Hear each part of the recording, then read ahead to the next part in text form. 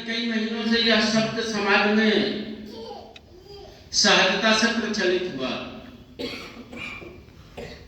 कभी पंचजा का, कभी पंच तत्व का, कभी पंच महाभूत का, ऐसे ये सामूहिक शब्द सुनने या तो शायद मैं जिस कल्पना को लेकर 100 वर्षों से समाज के साथ खड़ा हूं, जिन विचारों को लेकर मैं हिंदू समाज के साथ एक रूप समरूप होने का 100 वर्षों से प्रयत्न कर रहे हैं, शायद वो आने वाले समय में वैसे ही एक पंच परिवर्तन की संकल्पना है। अब इस संकल्पना के पीछे बहुत बड़े विचार काम करते हैं, बहुत सारे मेधावी लोग काम करते हैं, सुनियोजित योजनाएं काम करती हैं। चूंकि ये एक आध विषय होता तो ऐसा लगता कि पहले से स्थापित विषय है, लेकिन इसको पंच परिवर्तन का ही आधार तत्व को स्वीकार किया गया होगा और देश के अच्छे जनमानस के अंतर्मन को स्वीकृति हो, इसके लिए की गई होगी। तो स्वाभाविक सी बात है कि कहीं न कहीं समसामयिक तौर पर इन सारे विषयों की आवश्यकता समाज हेतु हो, समाज के लिए इन विषयों की अपरिहार्यता जरूरी होगी, आवश्यक होगा। इसलिए ऐसे पंच परिवर्तन का विषय समाज में रखा जाता है। होता क्या है कि छोटी सी छोटी इकाई, जैसे परिवार जैसी इकाई भी है, स्वयं में व्यक्ति भी है, तो व्यक्ति भी अपने को जब मॉडल बनाने का, आदर्श स्थापित करने का प्रयास करता है, तो कुछ अपने प्रति कठोरता का बर्ताव रखता है, कुछ सहजता का बर्ताव रखता है, कुछ स्वीकृति का भी बर्ताव रखता है, कुछ चीजों को अनएक्सपेक्टेड होने के बावजूद भी स्वीकार्य नहीं है, लेकिन मैं स्वीकार कर लूंगा तो मेरे अंदर इन आदतों का सुधार हो जाएगा, इसलिए उसको वो स्वीकार करता है सहज मन से, क्योंकि उसको आदर्श स्थापित होना है, उसको अच्छा बनना है। इस दृष्टि से ऐसी सारी चीजों को जनमानस के अंदर स्थापित करने का विप्र जनों का एक कार्य होता है, एक योजना होती है। इसी प्रकार से देश के महानुभावों ने भी सोचा होगा कि इस राष्ट्र को आदर्श की उच्च स्थिति में ले जाना है, इस राष्ट्र को भी एक आदर्श राष्ट्र बनाना है। अब ये बनाना है जैसा शब्द थोड़ा सा हमको अटपटा लगेगा, क्योंकि हम सहज मन से सोचने वाले लोग हैं। अब बनाना है का अर्थ ये है कि इसमें मेरा आत्मविश्वास है, मेरा विश्वास है कि मैं एक अच्छा आदमी बन सकता हूं, तो मैं कुछ बातों को ग्राह्य करता हूं। मुझे विश्वास है कि मेरा परिवार अच्छा परिवार हो सकता है, तो मैं उस परिवार के निमित्त कुछ सहज नियमों को, कुछ कठोर नियमों को उस परिवार में लागू करता हूं। सामान्य व्यवहार में होता है, ये व्यवहार में इतना जन सामान्य है कि आपकी दृष्टि उस पर नहीं जाती, लेकिन होता है। और ऐसे कृत्यों को हमने कई बार धर्म के आचरण में स्वीकार किया। ये जो आचरण है, आचरण ये व्यक्ति से लेकर परिवार और परिवार से लेकर जब समाज तक एक रूप होता है, जब इस आचरण में समरूपता आ जाती है, जब इस आचरण में एकात्म भाव का बोध होने लगता है, जब इस आचरण में समता की स्थिति उपस्थित हो जाती है, तब जाकर किसी भी चीज का आदर्श स्थापित होने लगता है। इसे ही कहा गया है एक मन होना, समभावी होना, क्योंकि राष्ट्र हमारा एक है, हमारे राष्ट्र का पहचान भी एक है, हमारी राष्ट्र का वैशिष्ट भी एक है, इसलिए यहाँ का जनमानस भी एक नहीं है हो, क्योंकि ये मेरा आत्मविश्वास है कि मैं ऐसा था, इसलिए मैं अपने राष्ट्र को एक आदर्श राष्ट्र बनाने के लिए प्रयासरत हूं। क्यों? क्योंकि मेरा राष्ट्र आदर्श था। अब ये मेरा आत्मविश्वास है, इसलिए मैंने ये शब्द कहा कि हम जब किसी को एक आदर्श राष्ट्र स्थापित करना होता है, तब उसमें कुछ कठोर नियम, कुछ सहज स्वीकार्यताएं, ये सारी चीजें लागू। हमारा उद्देश्य ऐसा है, और उसको कोई करने के लिए समाज आगे आया हो या समाज में इसकी कोई कमी नहीं हो, ये दोनों बातें नहीं है। आप देखेंगे बहुत पहले से बहुत बड़े बड़े संगठन, सामान्य संगठन, सहज संगठन, सहजता से, चाहे वो आर्य समाज रहा हो, चाहे वो रामकृष्ण मिशन रहा हो, या मान लीजिए बाद में राष्ट्रीय स्वयंसेवक संघ हुआ, या स्वाभिमान भारत अभी वर्तमान में चला, ये सारे संगठन चाहे वो राष्ट्रवादी रहे हों, हिंदुत्ववादी रहे हों, वो सामाजिक या सांस्कृतिक विषयों को लेकर राष्ट्र में नए नए नवाचार करते ही रहते हैं। वो अपने अनुसंधान को आगे बढ़ाकर समाज में व्यापक बनाते ही रहते हैं। वो अपने सारे अन्वेषणों को समाज हित में सहजता से लागू करते हैं, सहजता से स्वीकार्य कराते हैं, कोई दबाव नहीं। उसी में से सांस्कृतिक और सामाजिक संगठन के स्वरूप में राष्ट्रीय स्वयंसेवक संघ, जो समूल राष्ट्र के चिंतन के साथ साथ समाज का वर्तमान परिप्रेक्ष्य का भी मंथन करता रहता है। हमारे समाज की मनोदशा कैसे होनी चाहिए, हमारे समाज की दिशा क्या होनी चाहिए, और ये समाज के मनोदशा और दिशा से इस राष्ट्र की दिशा कैसी होनी चाहिए, ये उसका चिंतन का मूल केंद्र है। संघ हमेशा समाज और राष्ट्र को लेकर चिंतन करता है। उसका स्वरूप आप चाहे जैसा मानो, समय समय पर वो स्वरूप बदलता है, क्योंकि वो राष्ट्र की आवश्यकता है। देखिए जी, कहा जाता है कि व्यक्ति तो वही है जो अवसर के साथ अपना परिवर्तन कर ले। काल के समर्थ से लड़ पाना जीव और प्राणी के लिए संभव नहीं है। काल एक चिर स्थायी व्यवस्था है, आदि अंत में उसका कोई समायोजन नहीं है, कोई नियोजन नहीं है, कोई संयोजन नहीं है।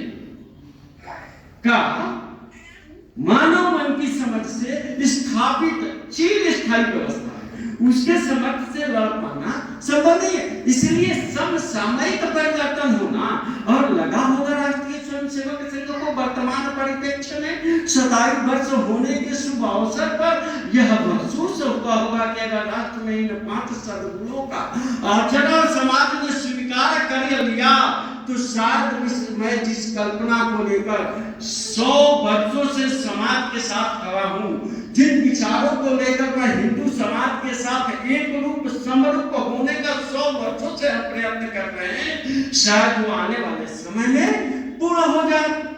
इसलिए यह सामाजिक संगठन राष्ट्रीय स्वयंसेवक संघ ने ऐसे कुछ परिवर्तनों की बात अपने हिंदू समाज के साथ, जो समाज के प्रबुद्ध जन बंधु भगिनी है, उसमें समावेशित करने का यह व्याख्यान माला के प्रबोधनों के माध्यम से करने का प्रयास है। और उसी के लिए ये जो पंच परिवर्तन है, ये कोई भयंकर शब्द नहीं है, बड़ी सहज स्वीकार्य शब्द है। पंच परिवर्तन एक बात तो तय है कि 5 ही होगी। अब वो 5 क्या होगा तो सामने पटल पे है, फलक पे लिखा हुआ है।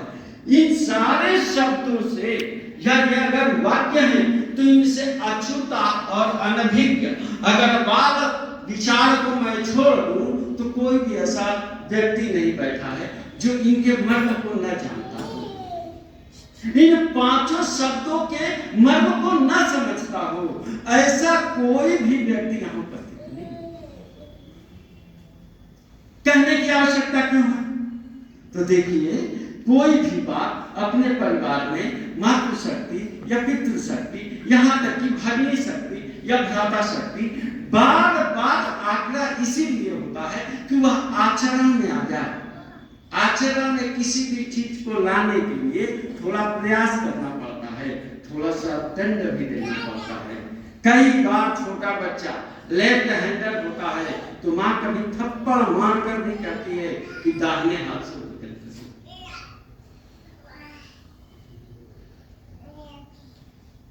थप्पड़ मारना कोई घृणा का पर्याय नहीं है, ममत्व में किसी प्रकार की कमी नहीं है, पुत्र के स्वाभिमान का अपमान भी नहीं है।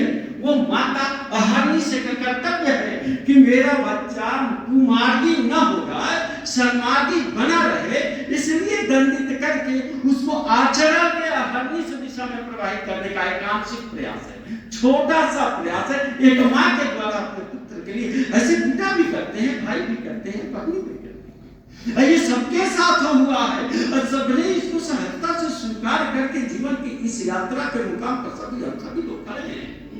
ऐसा इसमें कोई नहीं होगा जो दंडित न हुआ हो, प्राणी का स्वभाव ही होता है दंडित करना, दंडित होना। इसलिए ये जो पांचों शब्द है इसमें एक कुटुंब प्रबोधन जैसा शब्द आता है। देखिए वर्तमान परिवेश में नई पीढ़ी के लिए हो सकता है उसकी संकल्पना में संयुक्त परिवार, बड़े परिवार, उसकी कल्पना में 100-150 लोगों का सामूहिक भोजन एक चूल्हे में बन जाना और घर के बाहर खटिया और चौकी पे तखत पे सो जाना, आंगन में महिलाओं की चारपाई लग जाना और वो रात की चांदनी रात में धीमी धीमी आवाज में अंदर के खाने में बात का होना और बाहर बड़े बुजुर्गों के बात का होना, ये कल्पना लग सकती है, लेकिन हम सब में से बहुतायत लोग इस जीवन के अनुभव के अभ्यस्ती लोग थे। बड़े आंगन से, बड़े परिवार से हम निकलकर यहाँ एक छोटे परिवार की स्थापना करके एकल जीवन, एकाकी जीवन, एकधाई जीवन का हम अभ्यास कर रहे हैं, लेकिन उसको हम भूले नहीं है।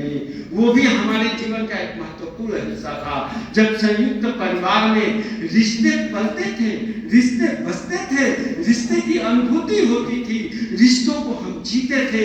कोई बड़े ताऊ होते थे, कोई बड़े बाबा होते थे, कोई बड़े चाचा होते थे, कोई नूनू होते थे, कोई लाला होते थे, कोई मछले होते थे, कोई सचले होते, दादी होती थी, कहीं मौसी होती थी, कहीं बड़ी बुआ थी, कहीं ये सारे रिश्ते हमने जिए। एक संयुक्त परिवार में एक दूसरे की चिंता कर लेने का जो सहज स्वभाव था, जिसकी अनुभूति किसी को नहीं होती थी, जिसकी निगाह की ताक किसी को नहीं रहती थी, कोई आसरा नहीं रहता था, जो आज शहरी परिवारों में है कि वो आएंगे तो आएगी, चाहे वो सब्जी हो, चाहे वो दाल हो, चाहे वो बाजार की कोई सामग्री हो, वो आएगी तो आएगी। ये यहाँ एकल परिवारों में ऐसा आचरण है, संयुक्त परिवारों में ऐसा नहीं था।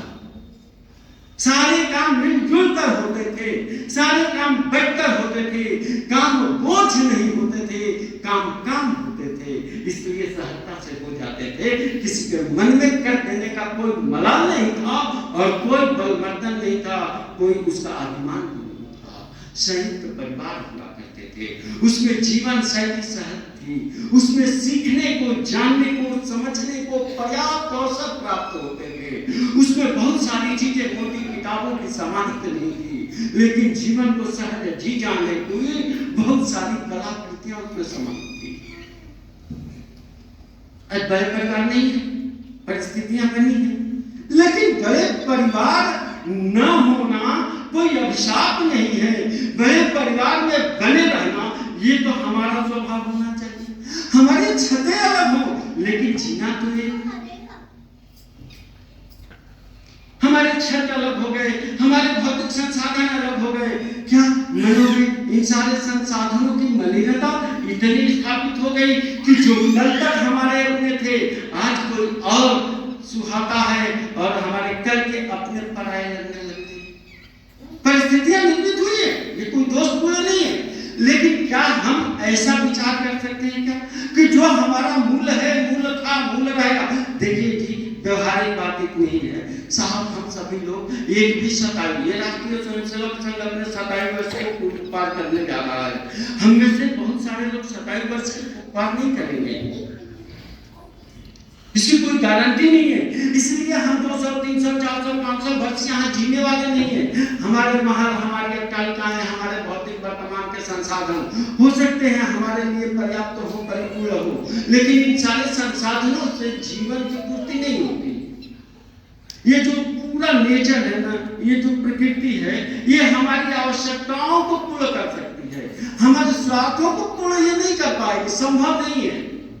स्वार्थ पूर्ति का साधन और माध्यम की प्रकृति नहीं है, ये आवश्यकताओं की पूर्ति करने वाली है। इसलिए हमारे मन में भी ये भाव रहना चाहिए कि जो हमारा है हमारे जीवन तक ही हमारा है, हमारे जीवन के बाद किसका है। तो जब इसकी कल्पना नहीं है, इसलिए अपने विचार को भी थोड़ा बड़ा करके अपने लोगों के बीच में हम छतों को अलग बनाए रखते हुए अपने जीने को, अपने चढ़ने के माध्यम को, मिलने के माध्यम को, साथ रहने के माध्यम को एक बनाए रख सकते हैं। ये संयुक्त परिवार हुआ करता था, इन परिवारों की एक अपनी व्यवस्था हुआ करती थी, इन सारी व्यवस्थाओं में हम लोग साथ जीवन जीते थे। ये कहां से शुरू होगा? तो हम आपसे शुरू होगा। साहब किससे कहोगे? उपदेश देने से आज तक कुछ हुआ नहीं है, व्यक्ति ने समझा है। समझने का अर्थ, समझदारी तभी अपने लिए उपयोगी है जब हमारे आचरण में परिवर्तन आ जाए। अन्यथा कोई भी समझदारी, कोई भी विवेक, कोई भी उपदेश हमारे लिए शून्य है। क्योंकि वो हमारे आचरण में है। इसलिए ये सारी चीजें हमारे व्यक्तिगत आचरण में आए। हमको देखकर समाज परिवर्तित होगा, परिवार परिवर्तित होगा। हमको मानना चाहिए कि मैं सबसे छोटी इकाई हूं राष्ट्र की, मेरा परिवर्तन ही राष्ट्र का परिवर्तन है। जब ये आत्मविश्वास के साथ हम अपने आचरण में परिवर्तन करेंगे, तब जाकर कुछ चीजें हमारे लिए और जो संघ ने सोचा है उसके लिए होना। इसकी शुरुआत अपने आचरण से ही है। उपदेश भी, यहां तक कि परिवार में भी उपदेश नहीं देना। हम अपनी भाषा को लेकर थोड़ा गर्वान्वित होते हैं। हमें लगता है क्या, देखिए दुनिया में हर जगह अपनी अपनी भाषाओं का महत्व है साहब, लेकिन हमें लगता है क्या कि मेरी भाषा मेरी अपनी भाषा है। हमें हस्ताक्षर करने में भी थोड़ा सा असहजता महसूस होती है। हमारी अपनी भाषा है, हमारे पूर्वजों ने यही सिखाया, हमने शुरू से यही सीखा। आप कल्पना कर सकते हैं क्या, धोती कुर्ता में भी सैनिक होता था, बंदूक लिए मंगल पांडे धोती कुर्ता में आजाद संतान की क्रांति कर दिए थे। लगता नहीं है कि धोती कुर्ता में भी पुलिस होती होगी, वर्दी हमारे समझ में आती है, लेकिन नहीं था। परिस्थितियां चाहे जैसे भी रही हो, गर्व हमारा किस पे? तो हमारी मातृभाषा है। हम अपने घरों में कुछ सुधार कर सकते हैं क्या? हम 4 ही 5 लोगों का एकल परिवार है। देखिए, हमें कभी याद आता है क्या कि हम सभी लोगों ने अपने घर में स्थापित आंगन के भगवान की सामूहिक आरती की है? याद है क्या? हम सभी लोग किए हो, छोटे बड़े हम सभी सामूहिक रूप से भोजन कर लेते हैं 7 दिन में एक दिन। हम अपने वेशभूषा को लेकर थोड़ा गर्वान्वित होते हैं क्या? हमारा सामाजिक पहनावा क्या था, हमारा सामाजिक ताना था। ये देखिए, छोटी छोटी बातों से हमारे वैचारिक धरातल का परिवर्तन आचरण को परिवर्तित करता है, इससे समाज में परिवर्तन दिखाई देता है। मैंने कहा इन सब चीजों की अनुभूति नहीं होती, इसलिए ये करणीय काम है कि हम परिवार के लिए अपने परिवार में ऐसे 2-4 काम कर सकते हैं। फिर ये परिवार में एक विकृति भी आई, हम सभी लोग उसके भुक्तभोगी हैं। आज भी समाज में यदा कदा कहीं दिखाई देता है, हालांकि वो हमारा मूल स्वभाव नहीं था, वो हमारा मूल चरित्र भी नहीं है। हमने तो कंकरों में, पत्थरों में, पर्वतों में, पहाड़ों में, जलों में, नदियों में, जल में, हमने वृक्षों में भी ईश्वर के आत्म तत्व का, भगवान विठल ने कुत्ते के अंदर ईश्वर तत्व का अनुभूति की। रोटी बना के रखे थे कुटिया में, श्वान आया, वो सोचे कि रोटी गर्म बनी है, कुटिया से मैं घी की बोतली लाऊं और घी लगा दूं। श्वान बैठा, देखा, मुंह में रोटी को भरा और लेकर भगने लगा। भगवान विठल जब घी का पोटली लेकर आए तो उन्होंने देखा क्या, तो भगवान विठल पीछे पीछे लग गए कि ईश्वर आप कहाँ जा रहे हो, रूखी रोटी क्यों खाओगे आप, मैं घी लेकर आ रहा हूँ, आप रोटी तो दो मैं उसमें घी लगा दूं, आप घी लगी रोटी खाओ। भगवान विठल की दृष्टि कैसी थी, जिस श्वान को हम पत्थर मार भगाने में आतुर रहते हैं, दुत्कारने में ही अपना अभिमान समझते हैं, उस श्वान में ही इस देश के एक महापुरुष ने अद्वैत ईश्वरीय शक्ति की ताकत को पहचाना, देखा और विठल ने कहा कि ईश्वर तो जाओ रोटी में घी तो लगा दो। दृष्टि, इसलिए हमारे यहाँ कोई छोटा नहीं था, कोई बड़ा नहीं था, सामाजिक सद्भाव हमारे यहाँ पहले से था, समाज में किसी भी प्रकार की ऊंच नीच का भेदभाव ही नहीं था। ये कैसे संभव है जिस देश के बूढ़े बुजुर्गों ने बारिश में चींटियों की मांगों में आटा रखकर और उसका भोजन की व्यवस्था की हो, चिड़ियों के लिए पानी के सकोरे और दाने रखे जाते हो, उस देश में जहां पहली रोटी गाय की आखिरी रोटी शाम की होती हो, वहां कैसे मनुष्यों के बीच में मनुष्यों के अंदर अंतर की अनुभूति हो जाए, ये झूठ सा लगता है। ये इस देश का चरित्र नहीं है, इस राष्ट्र का कभी आचरण नहीं रहा है, इस देश की जनता का कभी ये व्यवहार नहीं रहा है। लेकिन कालांतर में किस कारण से इस देश के वर्तमान परिस्थितियों को, जो उस समय की तत्कालीन परिस्थितियां, उसमें कैसी उठापटक हुई हम सभी लोग जानते हैं। हजारों हजार वर्षों की दास्ता है, हर चक्र में एक कुचक्र भी होता है, उन कुचक्रों में फंसा यह राष्ट्र जैसे तैसे आज निकला है। और लेकिन वो कालांतर की चीजें आज भी समाज के आचरण में रच बस गई है। वो एक दोष है इस देश की जनता के लिए, हम सब हिंदू समाज के बंधुओं के लिए, 21वीं सदी के मूर्धन्य लोगों के वैचारिक धरातल पर यह प्रश्न खड़ा है कि आज भी हमारे अंतर मन में हमारे ही बंधु बांधव जो माँ भारती को अपनी माँ कहते हो, पृथ्वी को माता भूमि पुत्र हम पृथ्वी कहकर आचरण करते हो, जो इस राष्ट्र को ही अपना राष्ट्र, यहाँ के पर्व त्योहार सांस्कृतिक विरासत को अपनी विरासत मानते हो, उनमें ये असामाजिकता का भाव कैसे, ये छुआछूत का भेदभाव कैसे। देखिए है ये कपोल कल्पित झूठ, ये हमारा स्वभाव कभी नहीं था। लेकिन मानिए कई बार चांद में भी दाग की कल्पना की जाती है, अच्छी जगह पे दाग लग जाने की भी संभावना बनी रहती है। इस विशाल हिंदू समाज के आचरण में एक ग्रह लग गया और उसे सामाजिक अस्पृश्यता का नामकरण भी हुआ, छुआछूत भी कहा गया। यह समाज में एक दागदार आचरण तो आया था नहीं, विश्वास भी नहीं करना। इस देश के सारे संतों ने, महात्माओं ने, ऋषि मुनियों ने, सबने इस भाव का खंडन किया है। साहब जाति न पूछो साधु की, कर लीजिए ज्ञान की बात। जाता आचरण ऐसा हो कि यानी सज्जन व्यक्ति की जाति पूछने की परंपरा ही नहीं हो। मैं मानता हूं आपके दरवाजे पे कोई भी खड़ा हुआ हो आज या आपके बचपन काल में, आपने बिना पूछे उसकी उस स्थिति की इच्छा की पूर्ति ही की होगी, आटा देकर, पैसा देकर, कपड़ा देकर, भोजन देकर, कभी आपने प्रश्न नहीं पूछा होगा। ये हमारा सहज आचरण है। लेकिन कुछ स्थानों पर हमें पूछने का स्वभाव है, कुछ कार्यक्रमों में हमें वैसे ही जीने का एक स्वभाव है। ये स्वभाव समाप्त हो। अपने बंधु बांधवों से इस प्रकार की कोई अपेक्षा नहीं है, ये हमारे आचरण में आए। अगर वो होली मना लेता है, वो रामायण में विश्वास रखता है, वो राम का मंदिर जाता है, वह यहाँ के सांस्कृतिक विरासत और महापुरुषों में अपना आत्मसम्मान महसूस करता है, विश्वास रखता है, तो वो हमारा अपना है, वो पूजनीय है, वो वंदनीय है, वो अभिनंदन के योग्य है, उसको सम्मान मिलना ही चाहिए, क्योंकि वो माँ भारती का हमारा अपना पुत्र है, वह भगवान राम का।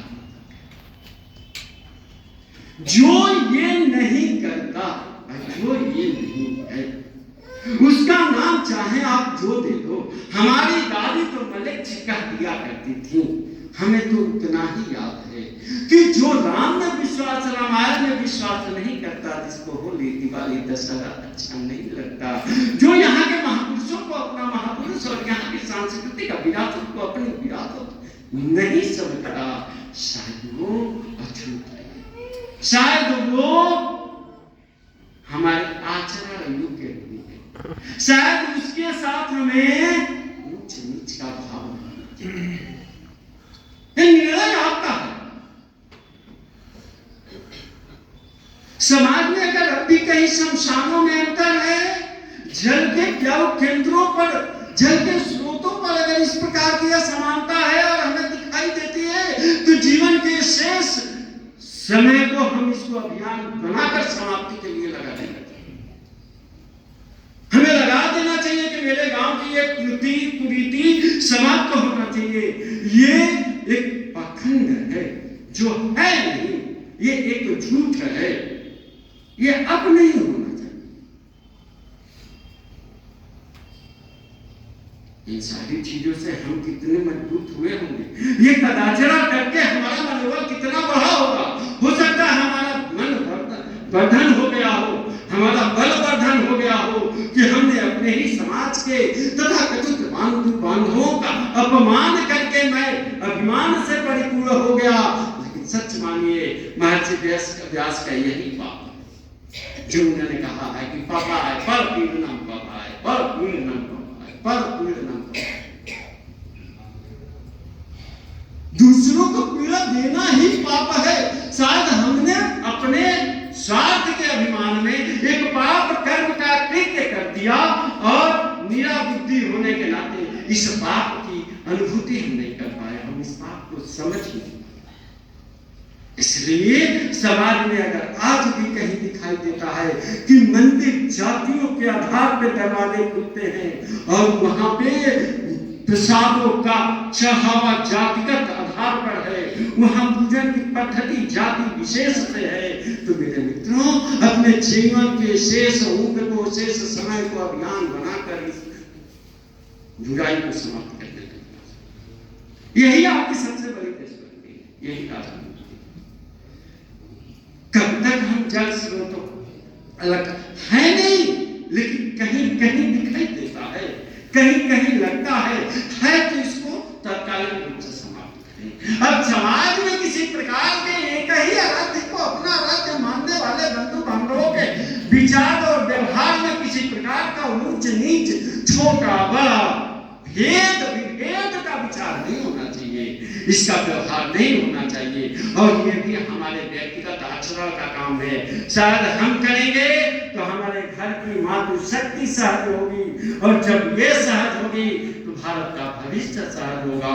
और जिसको हमें तोड़ने के लिए कुछ षड्यंत्रों के साजिश के साथ लोगों ने विदेशी ताकतों के साथ मिलकर उपयोग किया था, शायद वह विफल होंगे, वो असफल होंगे, और हम समाज को फिर से संगठित करने में सफल होंगे। ये विभेद क्यों? इसलिए कि समाज टूटे, चाहे वो जातिगत हो, धार्मिक हो, आध्यात्मिक हो, सामाजिक हो, आर्थिक हो, ये सारी चीजें ये नैसर्गिक चीज है। हम सब आशावादी और भाग्यवादी लोग हैं, ईश्वरवादी लोग हैं, इसमें आए हुए एक भी लोग इन तीनों से अलग नहीं है। इसलिए ये संभव ही नहीं है कि ऐसा हो जाए। तो समाज में इस प्रकार की भी व्यवस्थाएं हो, समाज में भेद विभेद का भाव निर्मित न हो, इसके लिए यह सामाजिक संगठन का एक भाव होता है। बाला साहब देवदास जी अपनी माता जी से उन्होंने कहा कि माता जी, आज मेरे मित्र भोजन करने आ रहे हैं, आप भोजन कहाँ कराओगी? तो उन्होंने कहा सबको बरामदे में कराऊंगी, तुम्हारे मित्रों को। तो उन्होंने कहा कि मैं भी बरामदे में ही भोजन किया करूंगा। बाला साहब की माता जी ने भाव को समझा, क्योंकि पुराना परिवार था इस दृष्टि से भी, और भाव समझने के बाद गुस्सा हो गया। तो ये कहां से शुरू करना? तो ये पड़ोसी से, किसी और से, कहीं और से शुरू हो तो नहीं है, हमारे घर से शुरू होगा, हमारे आचरण से शुरू होगा, हम इतनी संख्या बल में बैठे हैं कि अगर इन बिंदुओं पे अपने विचार और व्यवहार को आचरण के रूप में स्वीकार कर लें तो कैसे इस केंद्र पे ये भयानक, जिसे मैंने कहा भयंकर परिवर्तन दिखाई देगा। इतने दुख हम नहीं होते समाज परिवर्तन के लिए, पर्याप्त होते हैं। आवश्यकता है अपने विचारों को कठोर करके इसको आचरण में शामिल कर लेने। ऐसे एक भी सरपंच परिवर्तन में पर्यावरण का आता है। एक मैं घटना इसकी सुना दूं, कितनी मार्मिक घटना है।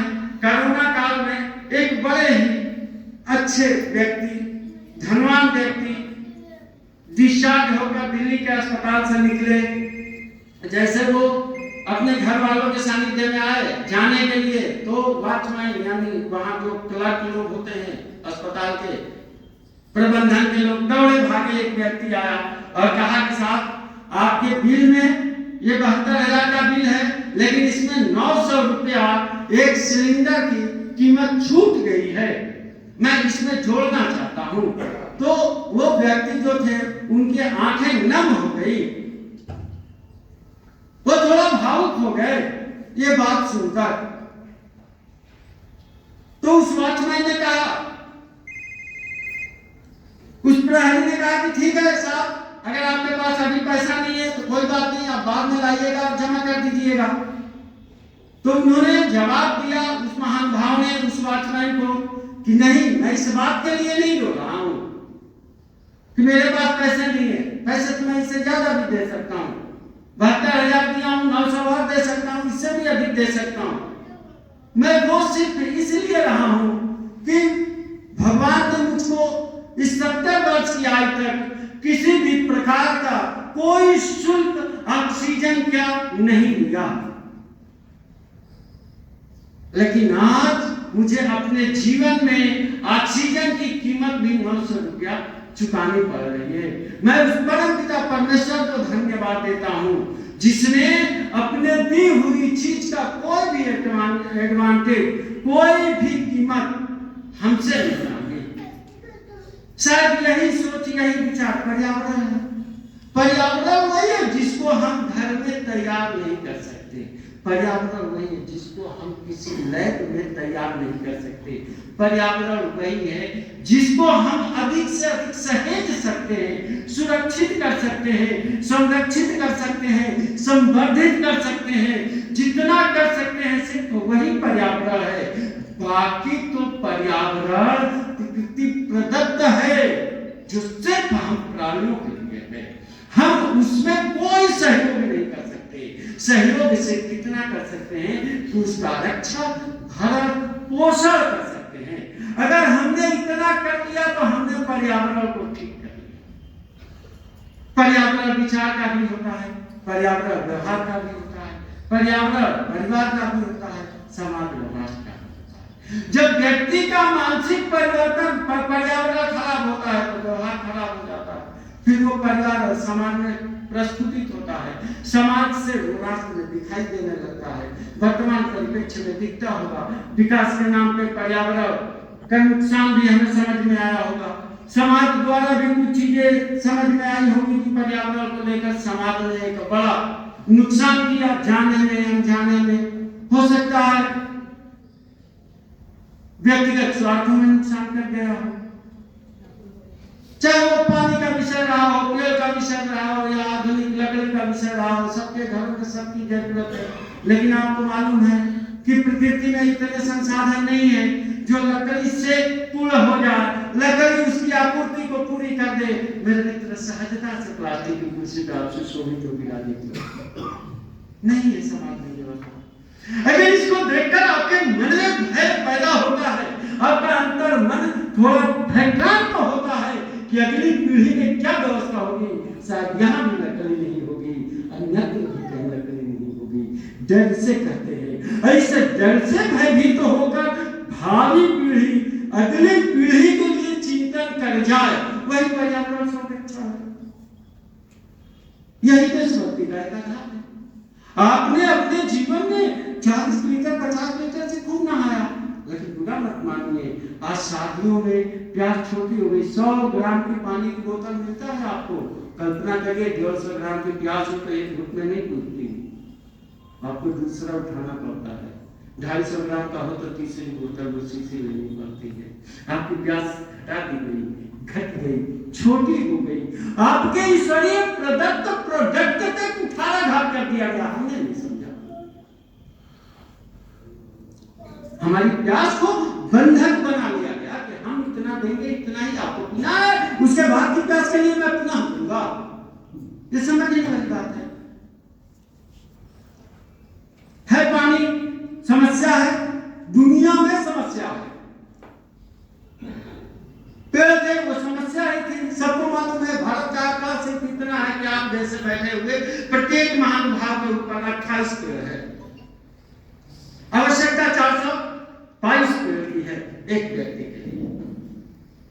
यही बेल्जियम जैसे देशों में, ऑस्ट्रेलिया में 4-4 हजार, 8-8 हजार, 6-6 हजार पेड़ है एक व्यक्ति के। वहां का पर्यावरण ठीक है।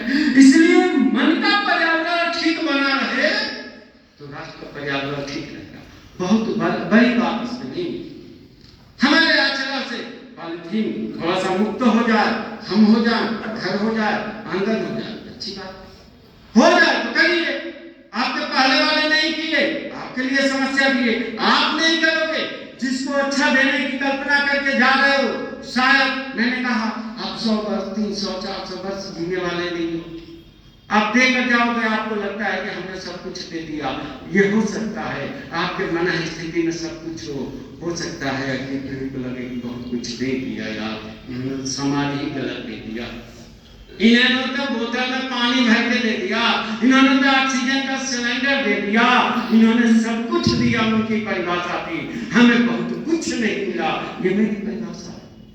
इसलिए चतुर अभिभावक भावी पीढ़ी दूरदर्शी हो तो क्या सोचना चाहिए? तो प्रकृति की जो चीजें हैं, पेड़ है, पानी है, ये पॉलिथीन आई है, इन सारी चीजों को विवेक के साथ छीन निर्विवेक रखते हुए लेना चाहिए। घर का पर्यावरण, स्वयं का पर्यावरण, समाज का पर्यावरण, व्यक्तिगत रूप में जिस संस्थान में बैठे हैं वहां और जिस प्रोफेशन से जुड़े हैं वहां त्रिस्तरीय, त्रिसूत्रीय ये काम है। पर्सनल, प्रोफेशनल और पब्लिकली कैसे हम पर्यावरण को ठीक रख सकते हैं? अपने अपने विवेक से सोचना समझना। फिर एक बात आती है स्वबोध की। ये बहुत बड़ा विषय है। 100 वर्ष लग गए। राष्ट्रीय स्वयंसेवक संघ के पूर्व की परिभाषा में एक बात आती थी कि आप क्या करना चाहते हो? तो मैं हिंदू समाज का स्वाभिमान जागरण करने का काम करूं, समाज का स्वाभिमान का जागरण हो। जब ये बात आती है, जैसे एक बात आती है समाज में कि समाज में अमृत बरस रहा है शरद पूर्णिमा को, वो अमृत पान कर गए थे, वो अमरत्व को प्राप्त हो गए थे। मेरे मित्रों, साहित्यों में हम लिखे हुए पढ़ सकते हैं, हम में से बैठा हुआ कोई भी व्यक्ति अमृत का दर्शन नहीं किया है, लेकिन अमृत के प्रति पूरा विश्वास है। कारण क्योंकि विष का दर्शन हमने किया है, हमने जहर को देखा है, जहर को जांचा है, जहर को परखा है, हमने पिया है तो मृत्यु का वरण किया है। इसलिए जहर की सत्ता स्थापित है तो अमृत की सत्ता स्थापित है, ये विश्वास है। ऐसे ही है हमारा स्वाभिमान, हमारा स्व का जागरण हो सकता है। विदेशी चीजों में, विदेशी वस्तुओं, उसका कोई विरोध नहीं है, विदेशी वस्तुओं का कोई विरोध नहीं है मेरे मित्र, लेकिन स्वदेशी के प्रति हमारा अभिमान है कि नहीं, हमारा गर्व है कि नहीं, हमें क्या लगता है? तो ये सोचकर हमें अपने स्वदेशी यानी अपने स्वाभिमान के प्रति अपने आप को मजबूत रखना, अपने आप को कठोर रखना। लाल बहादुर शास्त्री प्रधानमंत्री थे, उनकी पत्नी विदेश गई। आप लोगों को दोनों घटनाएं मालूम होगी। वर्तमान में भी जब पीएम मनमोहन सिंह जी थे इस देश में तो उनके 250 डेलीगेट्स जाते थे विदेश में जब उनका कार्यक्रम होता था। हमारे मोदी जी जाते हैं तो उंगली पे गिने चुने लोग जाते हैं, और लाल बहादुर शास्त्री गए तो सिर्फ उनकी पत्नी गई, और वहां गई तो किसी जगह पे वो दुकान में सामान खरीदने गई, वहां सारी चीजें विदेशी थी। एक वहां पे चूड़ी से स्वदेशी दिखा उनको कि भारत की चूड़ी है, क्योंकि विदेशों में ये परंपरा नहीं है। कुछ लोग होंगे तो यहाँ पे खरीद के गई होगी। वो दुकानदार कहता रह गया कि ये भी है, ये भी है, चूंकि देश के प्रधानमंत्री थे। लेकिन उन्होंने कहा कि नहीं, मुझे तो अपने स्वदेशी चीज चाहिए। तो ये स्वाभिमान की बात है। ये यानी सामान्यतः हम लोग व्रत रहते हैं तो ये हम लोगों की अपनी परंपरा है। व्रत क्यों रहते हैं? तो एक संकल्प लेने के लिए, हमारे आचरण में, एक हमारे व्यवहार में नवाचार हो जाए, इसके लिए हम व्रत रहते हैं। व्रत तो वास्तव में संकल्पों की प्रतिपूर्ति का आधार है। हमने आज व्रत लिया कि मैं आज अन्न ग्रहण नहीं करूंगा, आपने व्रत लिया, वो अन्न ग्रहण न करने का एक संकल्प है, लेकिन बाकी का तो ग्रहण हम करते हैं। ऐसे ही स्वाभिमान भी है कि हमारा संकल्प है क्या स्व के प्रति, अपने अभिमान के प्रति, कि नहीं ये हमारे पूर्वजों द्वारा स्थापित सांस्कृतिक विरासत है, इसमें मेरा पूरा विश्वास है, ये जैसा भी है हमारा है, अपना है। इस देश की जो भी सांस्कृतिक विरासत है वो सब कुछ हमारी अपनी है। आपको कई कार्यक्रमों में, कई त्योहारों पे दिखता होगा समाज का बंटवारा, विचार का बंटवारा। हो सकता है कोई चीजें हमारे लिए ठीक नहीं है, हमारे व्रतों में घुसपैठ हो गया है, और हम आज भी जैसे मातृ पूजन, पितृ पूजन दिवस मनाते हैं, सब अच्छे हैं, अच्छेदार हैं, बढ़िया लगते भी हैं, लेकिन क्या हम तो रोज ही पूजते हैं? कौन ऐसा होगा जो अपने माता पिता की पूजा न करता हो? तो हमारा स्वाभिमान हमारी अपनी वस्तुओं में है क्या, हमारे अपने पहनावे में है क्या, हमारी अपनी वेशभूषा में है क्या, हमारे अपनी भाषा शैली में है क्या, हमारे अपने राष्ट्रीय प्रतीकों में हमारा अभिमान है क्या, हमारे इस देश के रीति रिवाज परंपराओं में है क्या, पर्व त्योहारों में हमारा अपना अभिमान है क्या? ये सारी चीजें हमारी अपनी चीजें हैं। ये केवल कह देना कि विदेशी वस्तुओं का कभी नहीं साहब, विदेशी वस्तुओं का कोई बहिष्कार का प्रश्न ही नहीं है। हमारा सरसों का तेल अच्छा है तो कोई विदेश से आए हुए तेल की क्या आवश्यकता है?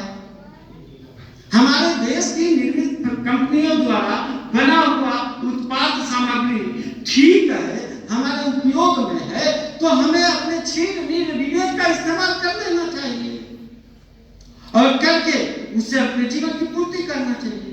ये स्वाभिमान की बात है। शुरुआत यहां से होती है, इसका आचरण करना पड़ेगा।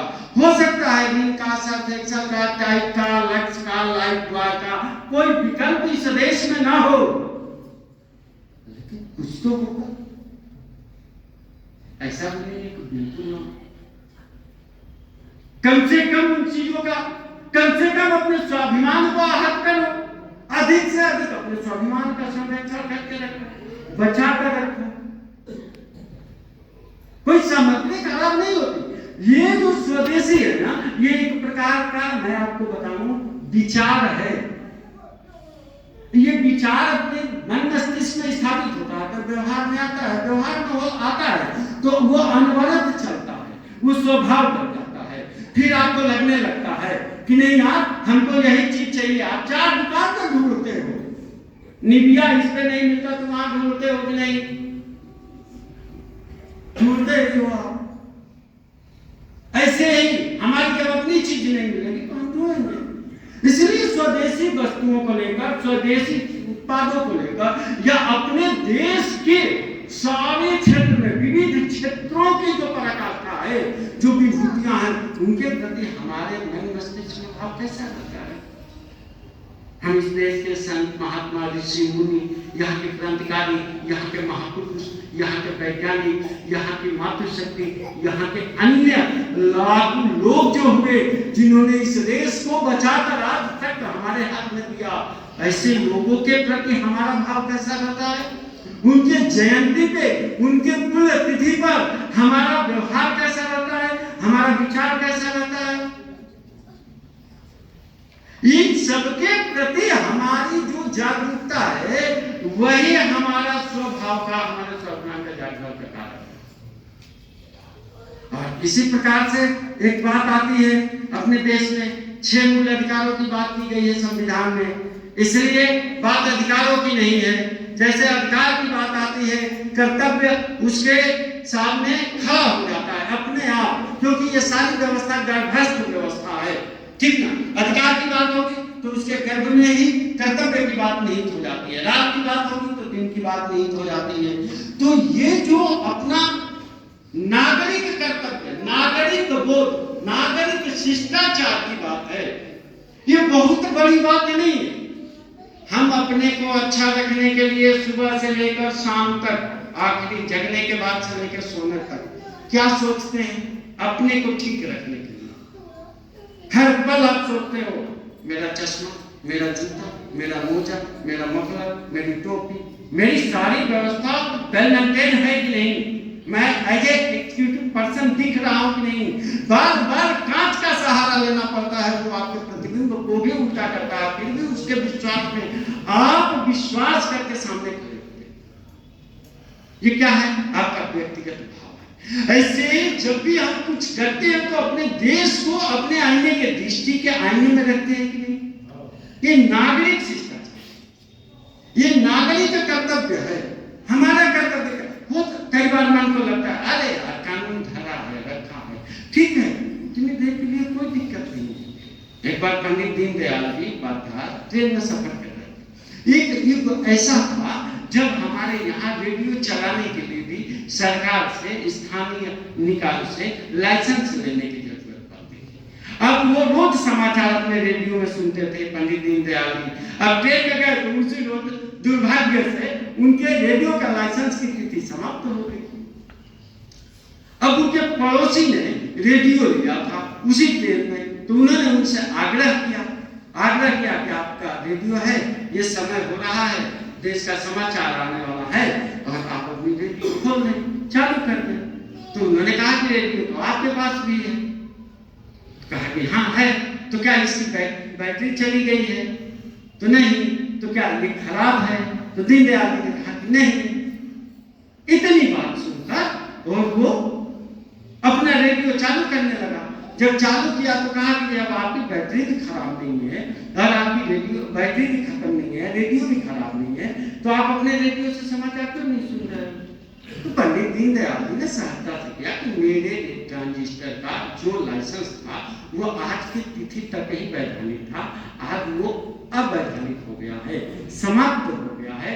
मैं जब इसको रिन्यूअल करूंगा तो फिर से चला लूंगा। बात बहुत समझ में है, लेकिन जीवन के आदर्श को स्थापित करने के लिए ये बात महत्वपूर्ण है कि आज यहाँ से इस बात का उदाहरण